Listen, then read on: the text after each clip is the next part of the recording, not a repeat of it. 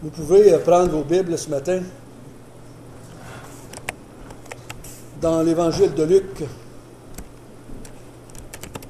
6,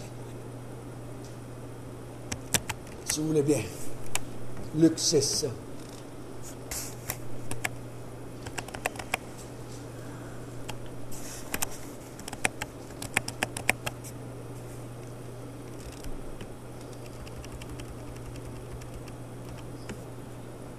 Il y a eu un débat, il y a encore un débat dans nos églises évangéliques. Quel est le sens du mot disciple? Il y a différentes opinions là-dessus. Je me souviens, à un moment donné, j'étais avec un de mes professeurs et il a commencé à parler comme ça, puis j'avais l'impression, personnellement, qu'il utilisait le mot disciple pas dans la bonne façon, pas avec la connotation que je pensais que le Nouveau Testament allait. Et comme j'étais un élève indiscipliné, j'ai levé la main et j'ai dit m'excuse, mais j'ai l'impression qu'on ne s'en va pas dans la bonne direction si on prend le mot disciple avec cette interprétation-là. Oh, que je n'ai pas eu une bonne réponse. Qu'est-ce que ça veut dire, le mot disciple?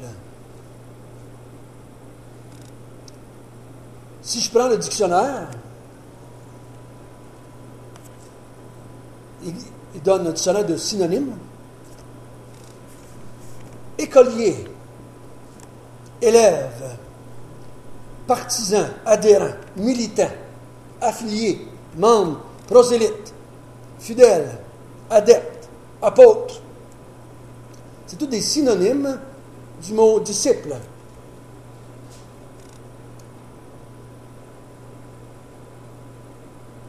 Quand j'étais dans l'église où j'ai été sauvé, il y avait une petite phrase qu'on entendait souvent. C'est pas tout d'en faire des croyants. Il faut en faire aussi des disciples. Et que j'ai entendu ça longtemps. Je l'entends encore dans différentes conférences, différentes façons, différents enseignements que j'écoute, ou différents livres que je lis. Il ne faut pas en faire seulement que des croyants. Il faut en faire aussi des vrais disciples. Puis là, il y a des disciples, mais il y a aussi les vrais disciples. Là, on met des catégories.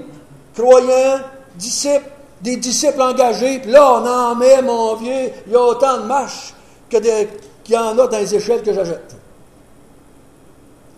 Pourtant, la Bible ne fait pas aucune distinction là-dessus.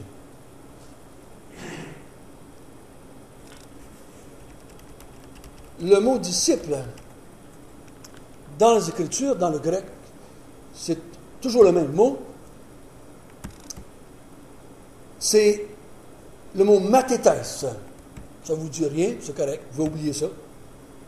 Qui veut dire, dans l'original, étudiant, élève.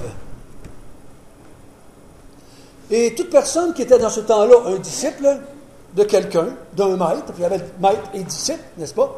Tu n'avais pas de disciple si tu n'avais pas de maître, puis tu n'avais pas de maître. Si tu étais un maître, tu avais un disciple. Tu ne vas pas t'appeler maître si tu n'avais pas de disciple. Tu aurais été idiot. C'est comme je dis, moi je suis professeur, je compte des élèves, bon, j'en ai pas. C'est comme il y a des gens qui se disent, ils se font appeler pasteur. J'ai dit, oui, où est-ce qu'il y a ton église? Bon, j'en ai pas d'église.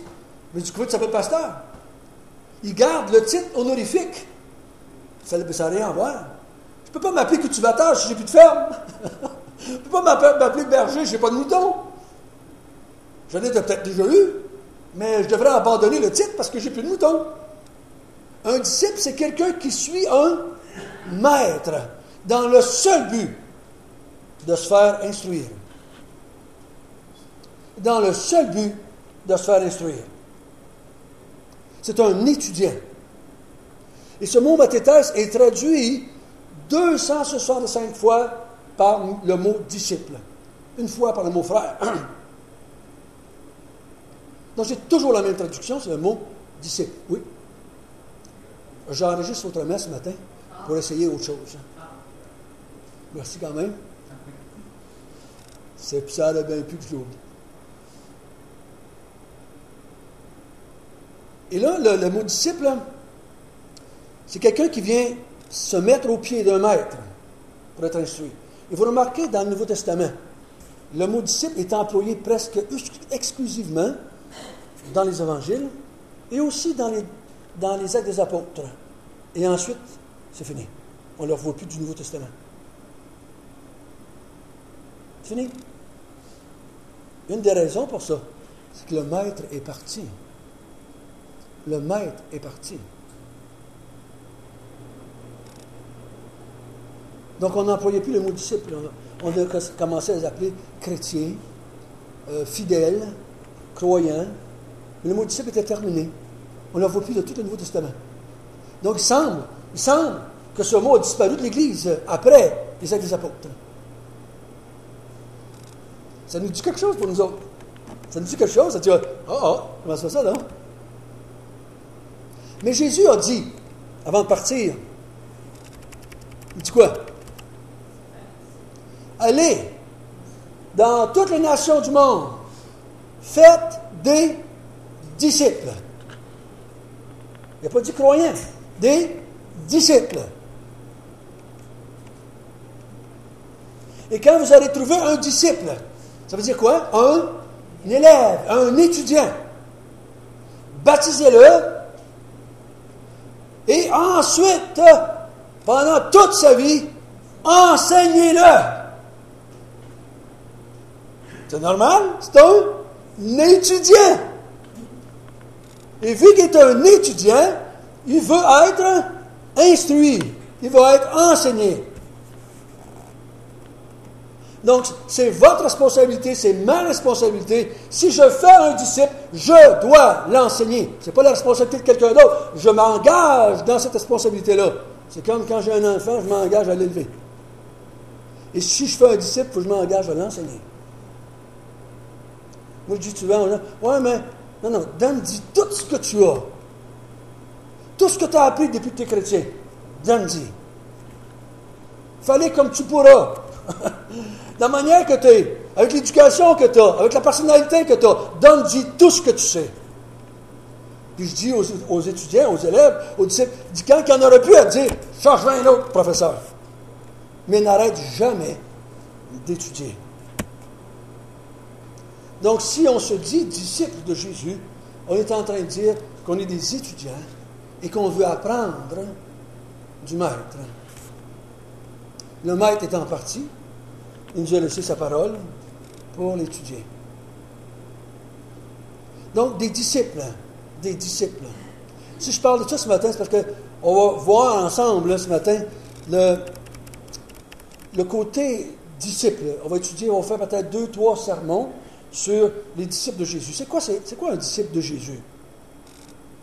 C'est quoi un disciple de Jésus? Et on va pouvoir nous-mêmes s'évaluer si on est des disciples de Jésus. Moi, je dis tout le temps aux gens, n'ayons pas peur de s'évaluer, de se réévaluer. Quand on s'évalue, ça ne nous enlève pas ce qu'on a. Ça fait juste nous dire ce qu'on a. Mais ça ne nous enlève pas ce qu'on a. Mais peut-être ça peut nous apprendre qu'on n'a pas quelque chose qu'on pensait avoir. Moi, quand j'ai fait des tests, quand j'étais étudiant, je pensais comprendre certaines choses, puis en faisant le test, je me suis aperçu que je ne les comprenais pas. Donc, ça me permettait d'aller chercher l'information que je n'avais pas appris pour l'apprendre. Des disciples.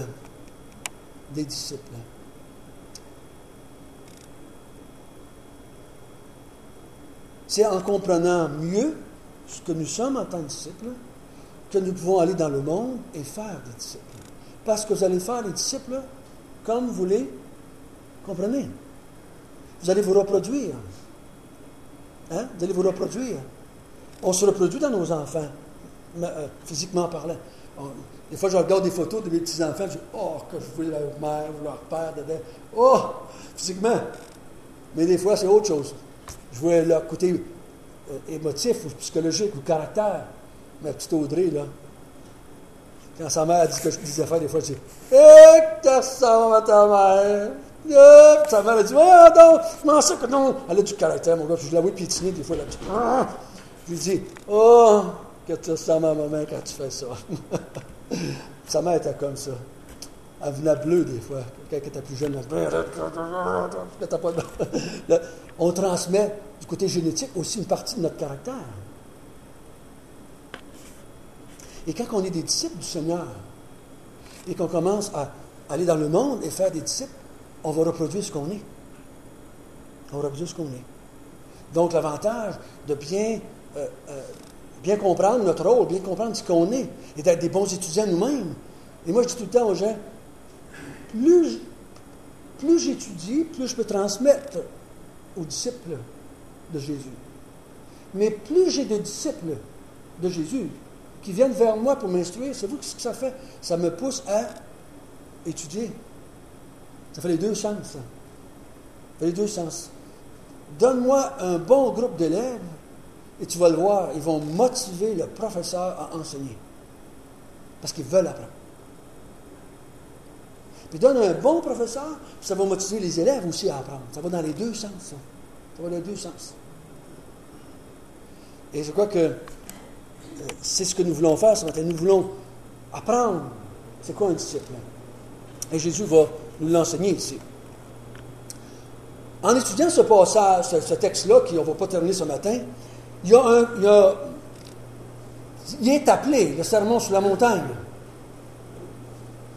Et c'est même ce que j'ai lu, ce que j'ai écouté sur le sujet, parce que même après 35 ans, 30 ans de vie chrétienne, je suis encore un disciple. Fait que c'est quelqu'un qui m'instruise, moi aussi. Fait que je vais lire, je vais écouter, je vais apprendre, moi aussi, des autres. On n'a jamais fini d'apprendre. Et dans ce que j'ai lu cette semaine, il y avait un débat. Est-ce que Luc parle du même sermon sur la montagne que Matthieu parle dans Matthieu 5? Certains théologiens disent non, c'est deux discours différents parce qu'ils sont différents. Non, d'autres disent c'est la même chose. D'autres disent c'est un mélange. D'autres disent que Matthieu a fait sortir le côté spirituel, plus Luc, plus matériel. Là. Il y a toute une histoire. Moi, je vais vous donner une règle de base. Quand vous étudiez les Écritures, commencez toujours par étudier le texte dans lequel vous êtes avant de référer à un autre texte. Vous êtes dans Luc 6, étudiez Luc 6 sans penser à Matthieu 5. Sans penser à lui. Étudiez-le, sortez de ce que vous comprenez du texte, et après, quand vous l'avez compris, ce que vous pensez que Luc a dit, vous pouvez comparer avec ce que Matthieu a dit. Mais si vous mélangez les deux, vous essayez de comprendre les deux en même temps, vous allez probablement être perturbé un petit peu. Vous avez probablement déjà fait ça, prendre 2 ou 3 journaux qui parlent de la même chose, de la même événement, et vous allez voir les différents journalistes donner un point de vue bien différent de la même événement. Ou si vous ne lisez pas les journaux, peut-être vous zappez. Ding, ding, ding. Vous passez de CNN à LCN. Vous faites et là, vous voyez les mêmes commentateurs qui parlent de la même événement. Puis vous dites, wop, wop, wop, wop. Ils disent pas tout à fait la même chose. Il y a des nuances.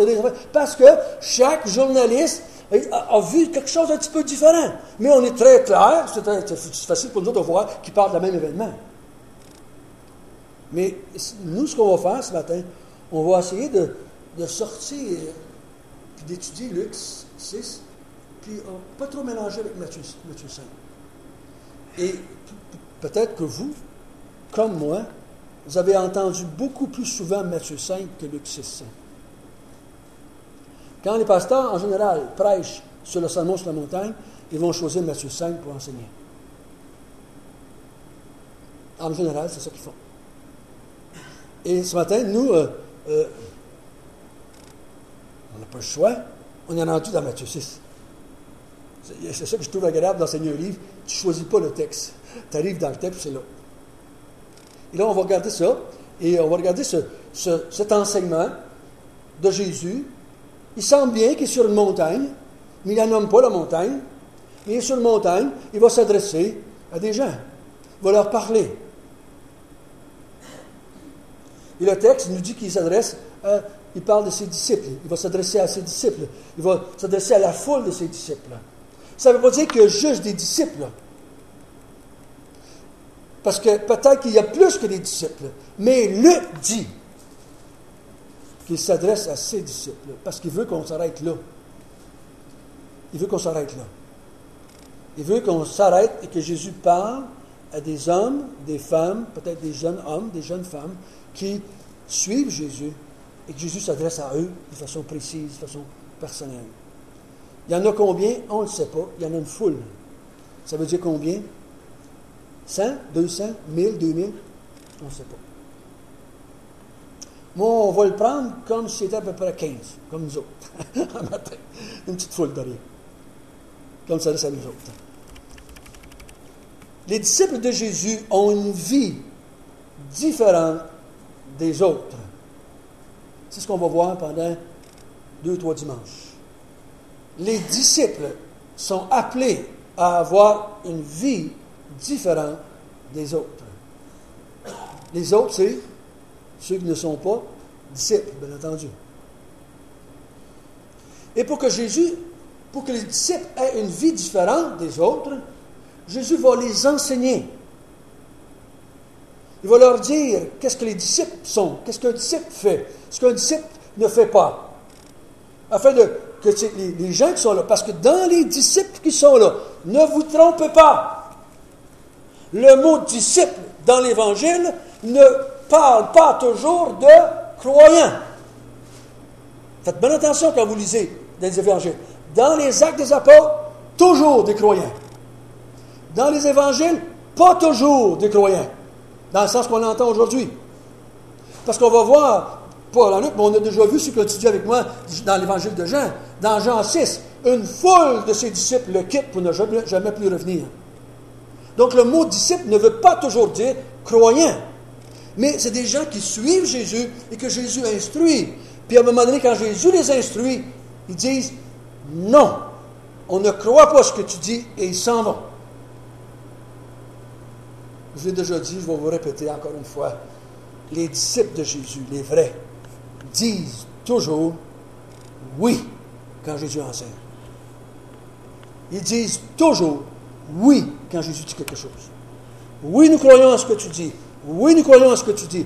Oui, c'est ça que nous voulons faire. Nous croyons que tu es notre maître et tu nous instruis. Tu as la vérité, tu es la lumière du monde. On va faire ce que tu nous dis. On va croire à ce que tu nous enseignes.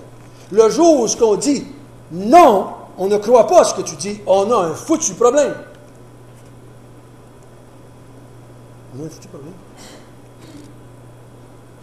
Je ne dis pas que quand on a de la misère à faire ce qu'il dit, c'est une autre affaire, ça.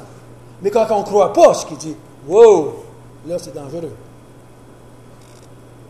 Et c'est pour ça que vous allez voir des paquets de monde qui disent être des disciples de Jésus. Puis à un certain moment donné dans leur vie, ils vont dire non. Et ils partent. Nous, on dit, c'est des chrétiens, ils vont revenir. Dites pas ce que la Bible ne dit pas. Ils partent. Ils s'en vont.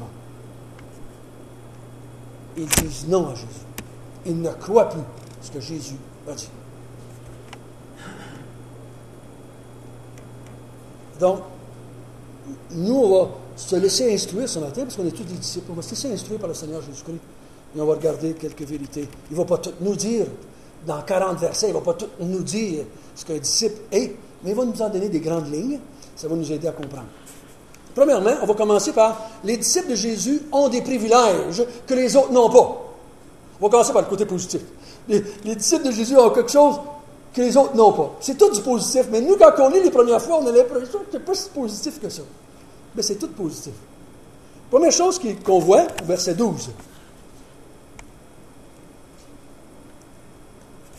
En ce temps-là, Jésus se rendit sur la montagne pour prier. Il passe toute la nuit à prier Dieu. Quand le jour parut, il appela ses disciples. Il en choisit 12, auxquels il donna le nom d'apôtres. Simon, qu'il nomma Pierre, André, son frère, Jacques, Jean, Philippe, Barthélemy, Matthieu, Thomas, Jacques, fils d'Alphée, Simon, appelé le Zélote, Jude, fils de Jacques, et Judas Iscariote, qui devint traître. Il descendit avec eux, il s'arrêta sur un plateau où se trouvait une foule de ses disciples et une multitude de personnes de toute la Judée, de Jérusalem et de la contrée maritime de Tyr et de Sidon. Ils étaient venus l'entendre pour être guéris de leur maladie. Ceux qui étaient tourmentés par les esprits impurs étaient guéris. Et toute la foule cherchait à le toucher parce qu'une force sortait de lui et les guérissait tous.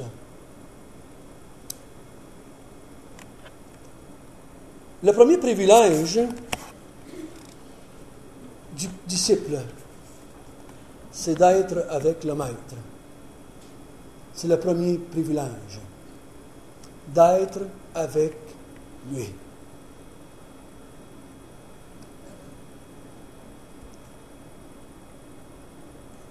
Il n'y a rien dans la vie de tous les jours qui nous affecte plus que les relations. Il n'y a rien qui nous affecte autant. Quand une relation est brisée, ça nous affecte jusque dans nos rêves. Ça nous affecte beaucoup. Si une relation va bien, il me semble que la vie est belle. Si les relations vont mal, peu importe dans quelle cabane on reste, c'est l'enfer. D'accord avec moi? Les relations. Le privilège d'être avec Jésus. Et Jésus dit, je vous ai choisi. Ici, il en choisit 12. Ce n'est pas des extras spirituels, ce n'est pas des hyper spirituels, ce n'est pas des gens, oh, ça c'est des bons chrétiens, c'est pour ça qu'il les a choisis. Ben non, ben non, ben non. Il en a choisi 12 pour être ses apôtres qui étaient pour envoyer devant lui. Mais n'oubliez jamais que dans Jean 17, il a dit à toute l'Église, je vous envoie aussi. Et dans tout le Nouveau Testament, s'il y a une chose qui est claire, c'est que Jésus a choisi chacun, personnellement, tous ses disciples. Ici, il ne choisit pas spécialement des disciples quand il choisit les 12. Il choisit 12 disciples, puis leur confie une tâche spéciale. Mais pas 12 disciples spéciaux ou spéciaux. Voyez-vous la différence? Il leur confie une tâche spéciale, qui c'est d'être des apôtres, des envoyés, mais ce n'est pas des disciples spéciaux. Chacun de nous, Dieu nous confie des tâches spéciales, différentes, dans le corps de Christ. Hein, on a vu ça ensemble. Un, il donne tel don, un autre, c'est la tête, l'autre, c'est la tête, c'est Jésus. Un, c'est la bouche, l'autre, c'est le nez, l'autre, c'est les bras, l'autre, c'est... Il nous donne différentes parties du corps. Il nous utilise différemment. Il nous confie un rôle différent. Mais nous sommes tous des disciples choisis spécialement, personnellement, par le Maître pour être avec lui pour toujours. Jésus n'a pas habité plus dans Pierre que dans François. Pas plus dans Joanne que dans un autre. Il habite dans chacun de ses enfants. Il est le maître personnel de chacun de nous. Il faut bien comprendre ça. Si on ne comprend pas ça, on va commencer à mettre des marches. Croyant, disciple, super disciple, un grand disciple, un vieux disciple. Là, on commence à mettre des marches. Puis là, on commence, lui est plus spécial que nous autres. Ben non, ben non, ben non. Il a un rôle différent que vous. Mais c'est juste un disciple comme chacun de vous. Donc, un des plus grands privilèges, c'est qu'il nous a choisis. Juste pour que ça rentre bien dans notre tête, on va lire quelques versets. Et le Seigneur n'avait abrégé ses jours, personne ne serait sauvé, mais il les a abrégés à cause des élus qu'il a choisis. Les élus, ici, c'est tous les croyants.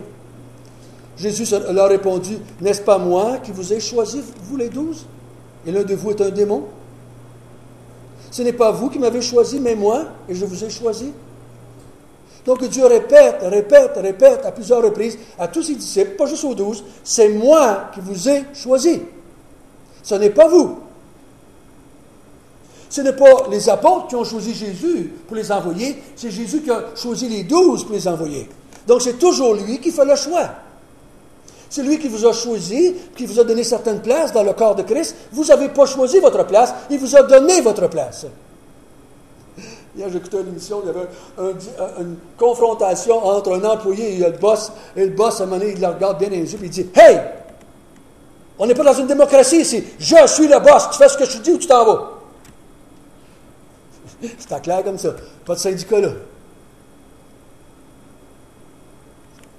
ne faut pas prendre Jésus comme ça, là. Mais Jésus, écoutez bien, l'Église, ce n'est pas une démocratie. Nous, on vote, là, mais ce n'est pas une démocratie, l'Église. L'Église, il y a un maître et tous des disciples. Il y a un Seigneur et tous des sujets. Il n'y a pas de démocratie dans l'Église. Nous, on vote en démocratie parce qu'on s'est donné ce moyen-là de travailler. Mais vous savez, dans le ciel, il n'y a personne qui va voter. Là. Même les baptistes ne voteront plus. On ne votera plus. Dieu va dire quelque chose et ça va être fait. Ça va être fait. Donc, Dieu a choisi. C'est le privilège d'être choisi. Et deuxièmement, l'autre privilège, c'est son enseignement. Son enseignement. Il les a choisis pour les instruire. Il les instruit. Quel privilège de pouvoir aller voir quelqu'un, d'avoir accès à quelqu'un pour lui parler, pour qu'il nous parle. Et on n'a pas accès à un psychologue seulement. Oui, c'est vrai, Jésus est le meilleur psychologue du monde. Il est le meilleur écouteur du monde. Il a des grandes oreilles, puis il écoute quand on veut parler. Puis il a la meilleure bouche du monde parce qu'il donne les meilleurs conseils du monde. Jésus, il dit, je veux t'instruire, assis-toi à mes pieds, je veux t'instruire, je veux te dire. Et on peut lui demander, hey, Seigneur, qu'est-ce qui est mieux, ça? Qu'est-ce qui est mieux, Seigneur? Qu'est-ce que tu enseignes? Qu'est-ce que tu veux que je fasse dans telle situation? Il nous instruit, il nous montre. Il n'y a pas plus sage que lui. Jésus dit, vous avez un grand privilège à être mon disciple, c'est que je vais vous instruire. Je vais vous instruire. Je vais vous dire la vérité. Combien de fois depuis 30 ans, peut-être pas 30 ans, mettons 28 que j'enseigne dans les églises, bien des fois, je suis obligé de dire aux autres, je me suis trompé, je m'excuse, je me suis trompé. Et reprendre le texte. Je me souviens une fois à Rouen, j'avais enseigné, puis en sortant de la chaire, m'en ai massé, parce que j'avais fini d'enseigner, je réalise que j'avais dit une hérésie. Je réalise ça. Je dis, ce que j'ai dit là, ça ne tient pas de bout. Je réalise ça. Je vais chez nous, je prie, non, Seigneur, qu'est-ce qui se passe là? Il y a quelque chose qui ne marche pas là, dans ce que j'ai dit. Je réalise, j'ai instruit, je réétudie toute la semaine, j'arrive le dimanche de suite, jour chrétien. Bon, excusez-moi, la semaine passée, je vous ai dit quelque chose que c'est pas vrai. On va réaligner ça ce matin. Mais ils me regardent tout. Tu vois ce que je voyais dans leur face? Ça fait combien de dimanches de même que tu nous dis que c'est pas correct? Combien de dimanches que tu nous as dit des choses pas correctes? Ah, je dis c'est pas tout. Là, je vous le dis parce que je l'ai réalisé la semaine passée. Vous savez, ils ne m'en voulaient pas pour ça. Pas pour Saint-Saëns. Parce qu'on est tous des êtres vulnérables, n'est-ce pas?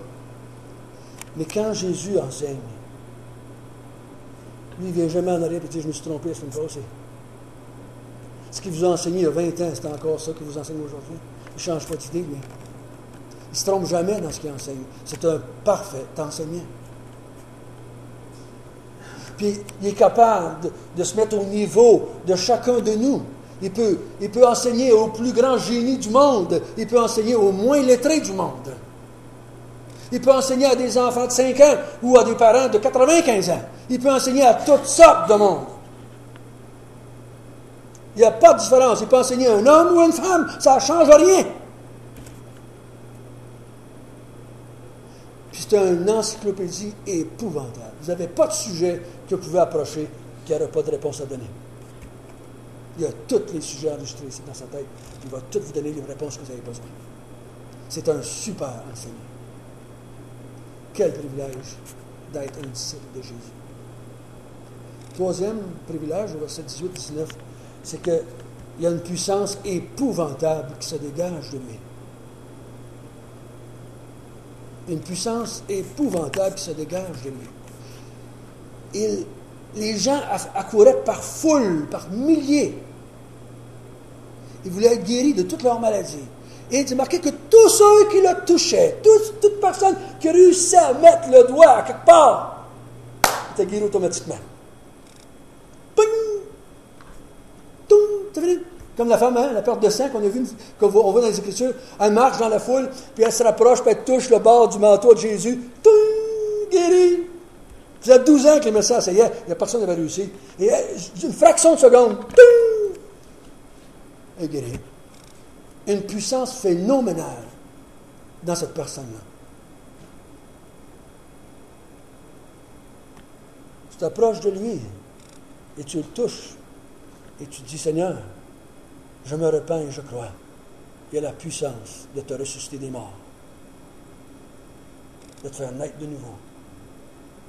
Tu passes de la mort à la vie spirituelle en une seconde. En une seconde. C'est fini. Il fait un miracle qui ne va jamais retoucher l'éternité. Un miracle, tu n'as aucune capacité de changer, toi. Tu n'avais pas la capacité de le faire, tu n'as pas la capacité de le défaire. Mais quand tu es arrivé au relevé et que tu lui as touché spirituellement, oui, je crois en toi, toute la puissance du monde t'a transformé en un enfant de Dieu. Quelle puissance, ça! Quelle puissance, ça! Et cette puissance-là, l'apôtre Paul dit dans Éphésiens 4, cette puissance-là, elle est disponible à chacun de nous. Pour nos propres vies et pour la vie des autres qu'on veut aider.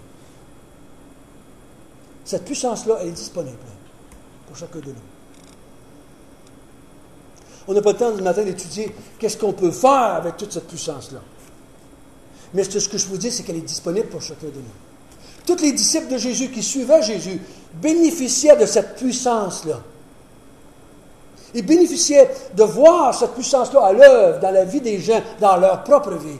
Ils pouvaient constater à quel point ce maître-là était différent de tous les autres maîtres de la terre. Il y avait une puissance phénoménale, au point de crier à un mort qui pue, « Sors de là, Lazare! Lazare, sors! » Quelle puissance, n'est-ce pas? Quelle puissance! Une fois, j'avais été un peu méchant, peut-être beaucoup méchant. J'avais parlé avec quelqu'un qui disait qu'il voyait des miracles, des miracles, des miracles. J'ai dit, peux-tu m'en nommer? Peux-tu m'en rencontrer? Des puissances, la manifestation de la puissance du Maître Jésus. Qu'est-ce que tu as vu? Dis-moi, qu'est-ce que tu as vu? Il t'a vu juste ça? C'est la réponse que je lui ai dit. Tu as vu juste ça? C'est des poussières par rapport à ce que je vois dans le Nouveau Testament. Ce que je vois dans le Nouveau Testament, c'est phénoménal. C'est phénoménal. Ce qu'on voit là. Personne ne peut imiter ce que Jésus a fait.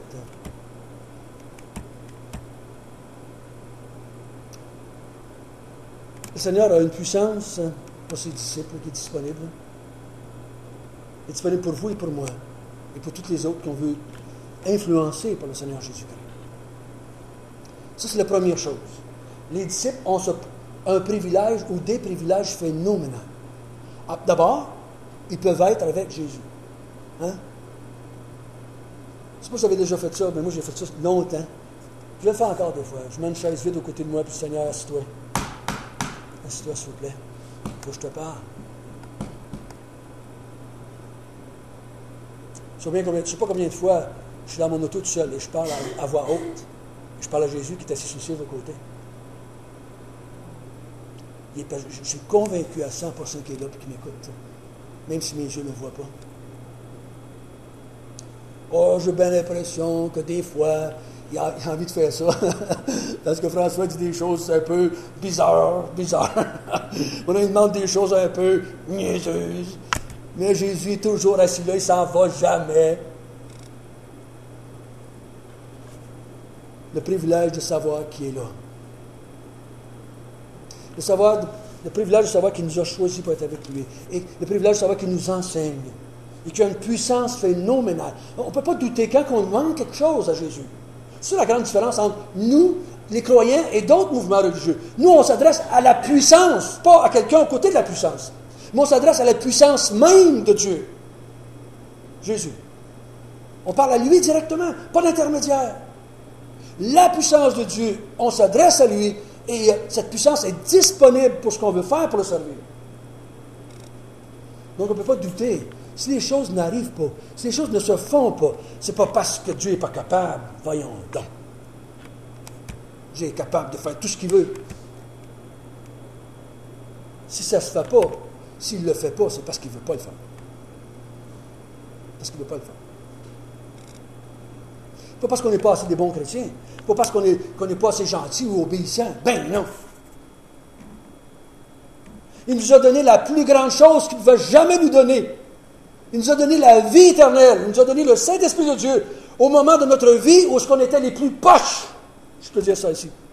On était des purs païens, pécheurs, contre Dieu.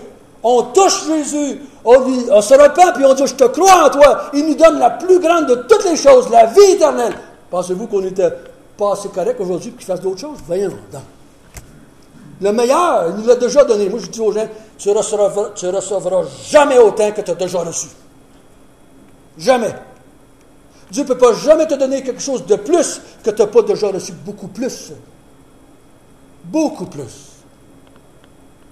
Beaucoup plus. J'avais lu un homme un jour qui a dit, vous savez, mais quand on monte au ciel, on va être moins surpris que le jour de notre salut. Ils allaient être moins surpris au ciel que le jour de votre salut. Parce que le plus grand miracle de votre vie, ce n'est pas de monter au ciel, c'est d'avoir été sauvé et transformé en enfant de Dieu pour l'éternité. Deuxième chose qu'on va regarder ensemble. Les disciples de Jésus sont heureux. Ah! Qui ne veut pas être heureux? Tout le monde veut l'être. Tout le monde va être heureux. Les disciples de Jésus sont heureux. Et automatiquement, ça dit quoi? Que les autres sont malheureux. Ah. Jésus sépare le monde en deux. Il dit qu'il y en a qui sont heureux, puis il y en a qui sont malheureux. Le monde est divisé en deux. Pour Jésus, il n'y a pas de troisième place. C'est sa droite ou sa gauche. C'est brebis à sa droite, c'est les boucs à sa gauche. C'est le ciel, la présence de Dieu pour les gens à sa droite, et c'est l'enfer, ceux à sa gauche. Il n'y a pas de milieu pour ça. Jésus dit, il y a des gens heureux, il y a des gens malheureux. Et comme vous vous attendez, c'est pas ce qu'on pense.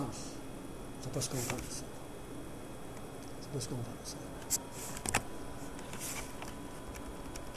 Verset 20.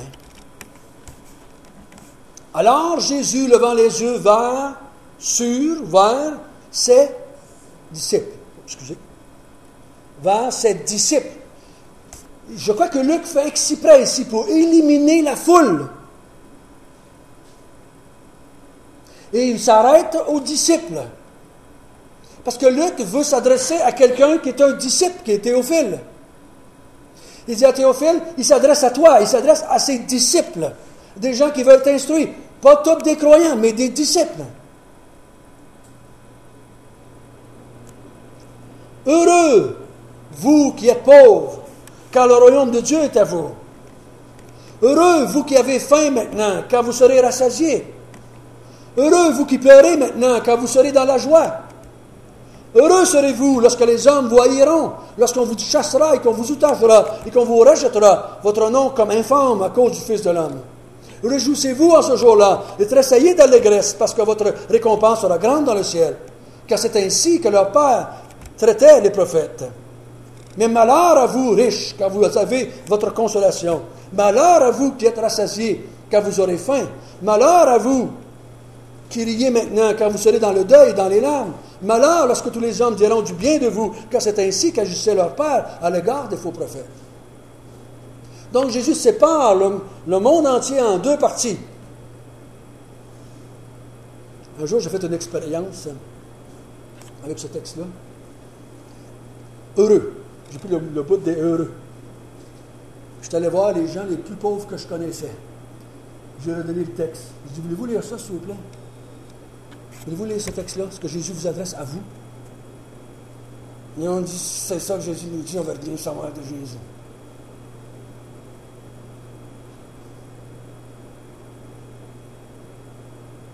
Ça m'a parlé pas mal fort, ça. Allez dire ça à un pauvre qui manque de nourriture et qui couche dehors. Allez lui dire ça. Allez lui lire le texte. Lorsque Jésus dit pour toi, heureux, pauvre que tu es, heureux, heureux, t'as faim, t'es en train de crever de faim, mais heureux, chante, je réjouis-toi, danse, heureux, Jésus, il dit, ouais, il n'y en a pas un qui veut savoir ça. Il n'y en a pas qui veut savoir ça. Si Jésus dit ça aux pauvres, dans le sens qu'on l'entend, hein, ils ne se réjouissent pas d'entendre ça. Puis je vous garantis, si vous étiez dans la cave à quelque part, en train de caver de faim, puis quelqu'un venait vous lire ça ici, vous avez envie de lui cogner un bon coup sur la gueule. Ça ne calme pas personne de se dire ça. Parce que les autres sont dans la misère maintenant. Oh, il y avait une de mes tantes qui m'engageait quand j'étais jeune à travailler pour l'aider. Puis, quand la première fois que j'allais, elle me disait « Ah, merci beaucoup, François, tu es très gentil. » J'avais à peu près 10-11 ans. « Merci, je vais te récompenser le jour de tes noces. » Je la détestais. Moi, j'avais travaillé aujourd'hui, puis je voulais qu'elle me paye aujourd'hui. Je voulais pas qu'elle me dise que quand je vais me marier, qu'elle va me donner quelque chose. Voyons donc. Et dire à un pauvre, tu vas crever de faim, c'est pas grave, mais un jour, tu vas aller au ciel. Ouais, ben le fun. Ben le fun. Parce que remarquez bien ici, Jésus ne leur dit pas qu'ils vont arrêter d'être pauvres. Tout ce qu'il leur dit comme côté bénéfique à ça, c'est le ciel, le royaume des cieux. C'est toujours le futur. C'est toujours le futur. Tu es dans un état de pauvreté maintenant, mais tu vas être heureux. Mais plus tard, ça va être là. Jésus n'a pas dit qu'il va résoudre le problème maintenant. Heureux êtes-vous, vous qui êtes pauvres. Vous allez posséder plus loin le royaume des cieux. Il va toujours parler au futur de récompense. Pas tout de suite.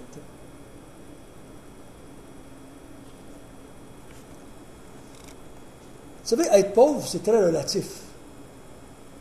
C'est relatif à être pauvre. C'est relatif parce que ça dépend avec qui tu te compares. Il y a peut-être d'entre vous qui diraient, moi je suis pauvre. Je suis bien convaincu que je pourrais trouver quelqu'un sur la terre qui dirait qu'il est riche. Et si je me compare, moi François, avec quelqu'un qui a vécu au 2e siècle après Jésus ou au 3e siècle après Jésus, ils vont dire, mais vous êtes tous riches, ma gang, vous autres au Québec. Mais les autres, nous, on les regarderait, puis on ne voudrait pas aller vivre dans leur maison, comme ils vivaient dans ce temps-là. Puis peut-être les autres étaient des gens très à l'aise dans ce temps-là. Mais nous, on dirait, ah, on ne va pas aller vivre là. Aller faire nos petits besoins dans une pécasse dehors quand on va se faire geler à moins 40. Ah, c'est du monde à l'aise, ça. On veut rien savoir de ça, nous autres. C'est du monde pauvre, ça. C'est très relatif, la pauvreté, vous savez. Très relatif où tu vis, quand tu es au monde, dans quelle société que tu es. Aujourd'hui, nous, on pourrait dire, ces gens-là étaient pauvres, mais les autres, dans ça, ils disaient qu'ils étaient riches. C'est relatif à la pauvreté. Dans la Bible, un pauvre, ça veut dire quoi pour Jésus? Pour nous, aujourd'hui, quand les gens disent qu'ils sont pauvres, on va dire, qu'est-ce que ça veut dire pour nous, les Québécois, quand on dit que quelqu'un est pauvre? On dit qu'il n'y a pas une grosse maison, il n'y a pas un gros char, il ne peut pas suivre la mode. C'est quoi ça veut dire, là, nous autres, là, quand quelqu'un est pauvre?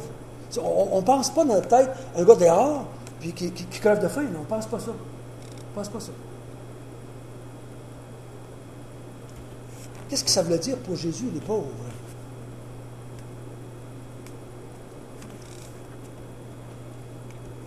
Jésus dit, heureux, vous qui êtes pauvres. Parce que vous allez avoir quelque chose. Le royaume des cieux est à vous. Heureux, vous qui avez faim, vous serez rassasiés. Heureux, vous que les gens vont pleurer, qui êtes tristes, vous allez être consolés. On vous déteste, on vous haït, réjouissez-vous. Réjouissez-vous. Personnellement, je crois qu'il faut embarquer ça ensemble ici. Si on ne comprend pas comme il faut, on a de la misère à l'interpréter, je crois. Pourquoi est-ce que c'est ça? Moi, je crois que le secret ici pour interpréter le texte est au verset 22.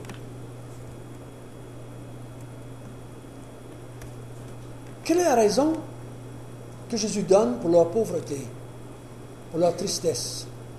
Quelle est la raison pourquoi Jésus parle de leur faim? Pourquoi il leur dit qu'ils vont être haïs? C'est quoi la raison de tout cela? Pas parce qu'ils sont pauvres, parce que leurs parents étaient des drogués. Ils ne sont pas pauvres parce qu'ils ont bu toute leur paye. Leur pauvreté et leur faim et leur tristesse et cette haine qu'ils subissent vient de quoi? À cause de quoi? À cause de mon nom. À cause du Fils de l'homme. Si on ne garde pas ça en considération, le texte ne fera pas de sens dans ma tête. Il est en train de s'asseoir à ses disciples. Il parle à ses disciples. Il dit, lorsque vous aurez faim, lorsque vous allez pleurer, lorsqu'on va vous haïr, lorsqu'on va vous persécuter, à cause de moi, soyez dans la joie. Parce que votre récompense va être terriblement grande. Terriblement grande. Il ne parle pas de la pauvreté, c'est à cause du tsunami qui passe. Oui, il faut faire de quoi pour cela aussi, c'est pas grave ça. Mais c'est pas ça qu'il parle ici. Là. C'est pour ça que je crois qu'il a restreint sa parole aux disciples qui suivaient Jésus et qui avaient déjà commencé à subir toutes sortes de choses à cause qu'ils étaient les disciples de Jésus. Les chapitres avant, on a vu que les gens se moquaient d'eux autres, les gens les riaient d'eux autres, les gens les attaquaient, les disciples de Jésus. Les gens attaquaient leur maître. D'accord? Jésus va dire plus loin, ils vont vous traiter de la même façon qu'ils m'ont traité. Ils m'ont haï, moi. Ils m'ont rejeté, moi. Ils vont vous faire la même chose. Mais il dit, soyez heureux si toutes ces choses-là arrivent à cause de moi. Parce que si vous êtes pauvre, que vous avez faim, que vous pleurez, ce n'est pas à cause de moi. C'est pas ça qu'il parle ici. Là. C'est pas ça qu'il parle ici. C'est pas ça qu'il parle. Il parle de ce qui va arriver à ses disciples qui le suivent. Là. Il dit à cause de cela, même dans ces moments-là, et si vous étudiez l'histoire de l'Église juste pour un petit bout de temps, juste les actes des apôtres qui ont duré juste 30 ans, vous allez voir qu'ils ont souffert de faim, ils ont souffert de nudité, ils ont souffert la prison, ils ont souffert la mort. Et Jésus ne les a jamais, ou presque jamais, quelques exceptions à la règle, sauvés. Ils sont tous morts. Ils sont morts par centaines de milliers. Jésus ne les a pas délivrés de leur faim. Jésus ne les a pas délivrés de leur détresse. Jésus ne les a pas délivrés de leur maladie. Jésus ne les a pas délivrés de rien. Ils sont morts parce qu'ils étaient des chrétiens. L'histoire nous dit, je ne sais pas si c'est vrai, l'histoire nous dit que 50 millions de gens qui sont morts pour la foi en Jésus. Jésus ne les a pas délivrés. Ils sont morts. Jésus ne les a pas remplis de ventre. Ils sont morts. Ils sont morts. Mais il dit, réjouissez-vous, pas de la situation dans laquelle vous êtes.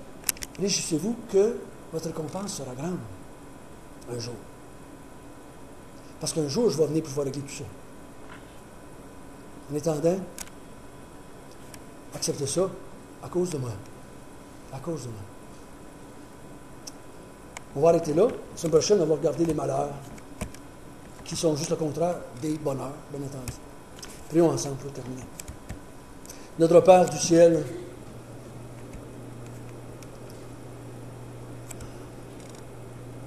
j'avoue bien humblement que ce genre de bonheur-là, c'est... Je sais que c'est vrai. Je sais que ce que tu dis est vrai, Seigneur.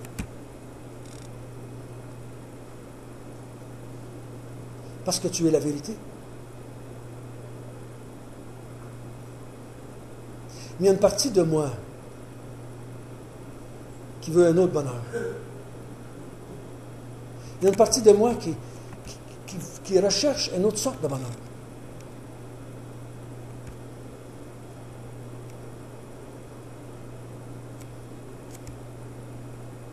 Seigneur, fait que je puisse toujours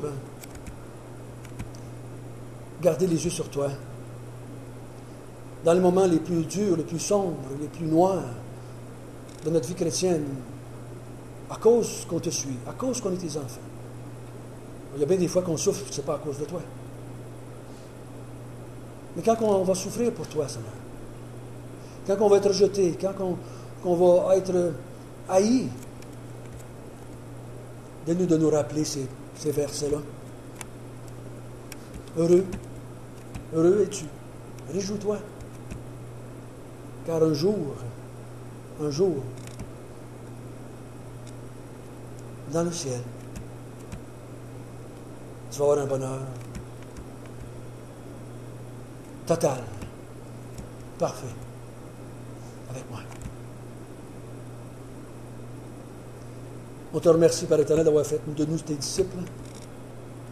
Et on te demande que tu nous aides à vivre comme des disciples. Et c'est au nom de notre bien-aimé Maître que nous prions. Amen.